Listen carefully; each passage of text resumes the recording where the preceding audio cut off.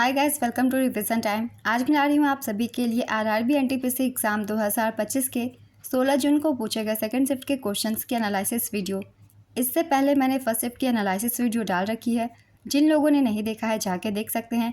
इस वीडियो में भी मैं आपको बताऊँगी कि कौन कौन से क्वेश्चन एग्जाम में बार बार रिपीट हो रहे हैं। तो चलिए वीडियो को स्टार्ट करते हैं। मगर वीडियो को स्टार्ट करने से पहले अगर आप चैनल पर पहली बार आएँ तो चैनल को ज़रूर सब्सक्राइब कर लें और साथ ही इस वीडियो को लाइक भी ज़रूर कर दें। तो चलिए स्टार्ट करते हैं 16 जून को पूछे गए सेकेंड शिफ्ट के सारे क्वेश्चंस की एनालिसिस। क्वेश्चन नंबर 1, प्रार्थना समाज की स्थापना किसने की थी? इसका आंसर है आत्माराम पांडुरंग ने की थी। प्रार्थना समाज की स्थापना 1867 में आत्माराम पांडुरंग ने की थी। प्रार्थना समाज ने महाराष्ट्र के पुनर्जागरण में बहुत महत्वपूर्ण भूमिका निभाई है। प्रार्थना समाज द्वारा सुबोध पत्रिका नामक मुख्य पत्र प्रकाशित किया जाता था। वीरेशलिंगम पंतुलु एक तेलुगु सुधारक थे जिन्होंने दक्षिण भारत में प्रार्थना समाज को प्रोत्साहित किया था।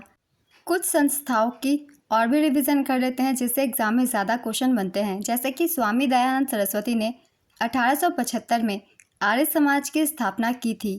राजा राम मोहन राय ने 1828 में ब्रह्म समाज की स्थापना की थी और स्वामी विवेकानंद ने 1897 में रामकृष्ण मिशन की स्थापना की थी।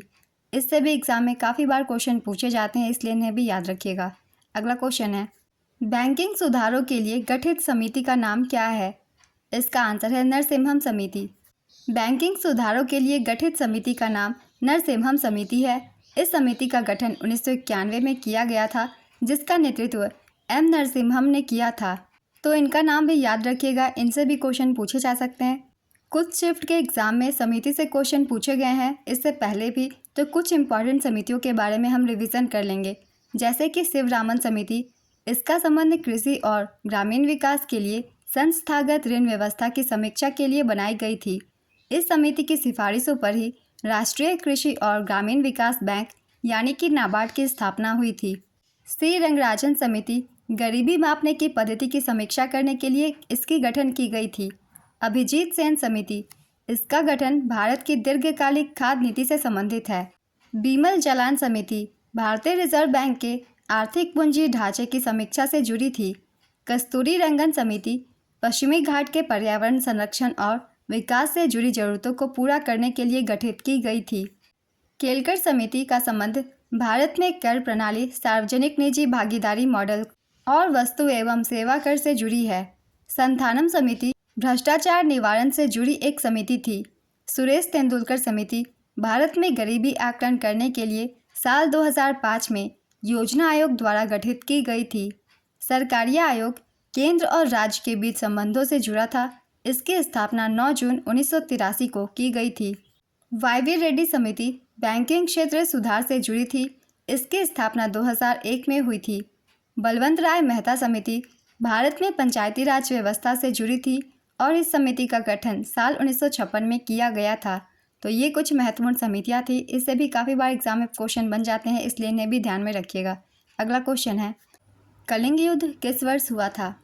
इसका आंसर है 261 ईसा पूर्व। कलिंग युद्ध वर्तमान ओडिशा में दया नदी के तट पर धौली पहाड़ियों के पास लड़ा गया था।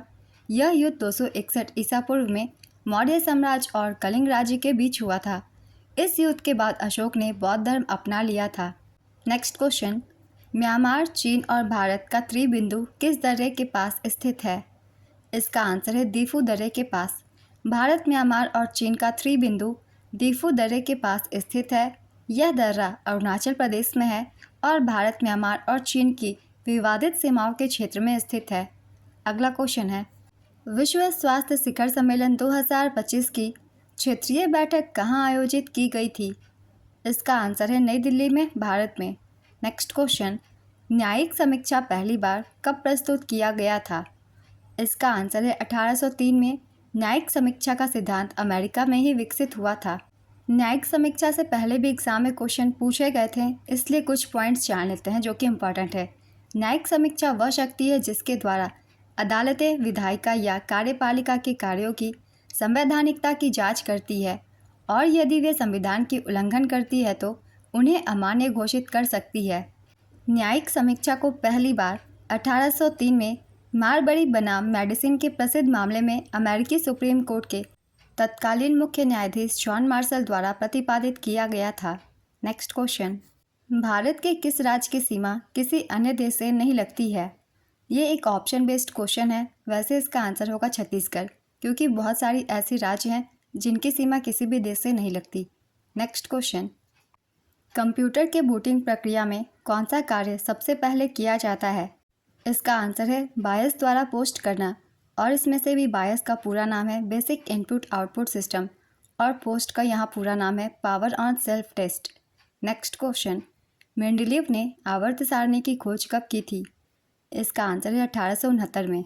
दमित्री मेंडलीव एक रूसी रसायनज्ञ थे जिन्होंने 1869 में पहली बार आवर्त सारणी प्रकाशित की थी, जिसमें 63 तत्वों को प्रदर्शित किया गया था। तत्वों की संख्या भी याद रखिएगा, इससे भी एग्जाम में क्वेश्चन पूछे जाते हैं। अगला क्वेश्चन है, आर्थिक सर्वेक्षण 2023-24 के अनुसार भारत की ग्रामीण जनसंख्या कितनी प्रतिशत है? इसका आंसर है 68.8%। यहाँ आप ध्यान दीजिएगा, आर्थिक सर्वेक्षण के अनुसार पूछा गया है, ना कि जनगणना 2011 के अकॉर्डिंग, इसलिए आर्थिक सर्वेक्षण के अनुसार ही आंसर देना है। तो इसका करेक्ट आंसर होगा 68.8%। नेक्स्ट क्वेश्चन, एक कंप्यूटर में डिलीट की गई सभी फाइलें कहाँ जाती है? इसका आंसर है रिसाइकल बिन में। पहले भी ये क्वेश्चन एग्जाम में पूछे गए हैं। अगला क्वेश्चन है, भारत गैट का सदस्य कब बना? इसका आंसर है 1948 में। भारत 1948 से गैट का सदस्य है। गैट का पूरा नाम है general agreement on tariffs and trade. ये 1948 में लागू हुआ था और भारत इसका संस्थापक सदस्य था। बाद में 1995 में गैट को WTO विश्व व्यापार संगठन या फिर वर्ल्ड ट्रेड ऑर्गेनाइजेशन द्वारा प्रतिस्थापित कर दिया गया और भारत 1 जनवरी 1995 से WTO का सदस्य है। तो इस डेट को भी याद रखने हैं, इससे भी एग्जाम में क्वेश्चन बन जाते हैं। तो आज की एनालिसिस वीडियो कंप्लीट होती है। सेकंड शिफ्ट के क्वेश्चंस थे 16 जून को पूछे गए। बहुत ही इंपॉर्टेंट एक्स्ट्रा फैक्ट्स है, क्योंकि इनसे एग्जाम में क्वेश्चन पूछे जा रहे हैं, तो आप सभी ने बहुत ही ध्यान से सुनिएगा। और अगर आप सभी को ये वीडियो हेल्पफुल लगे तो वीडियो को लाइक ज़रूर कर दीजिएगा, और इस तरीके की एनालिसिस वीडियो के लिए चैनल को भी ज़रूर सब्सक्राइब कर लीजिए। तो फिर मिलते हैं अगले वीडियो के साथ। आप सभी को आने वाले एग्जाम्स के लिए ऑल द बेस्ट।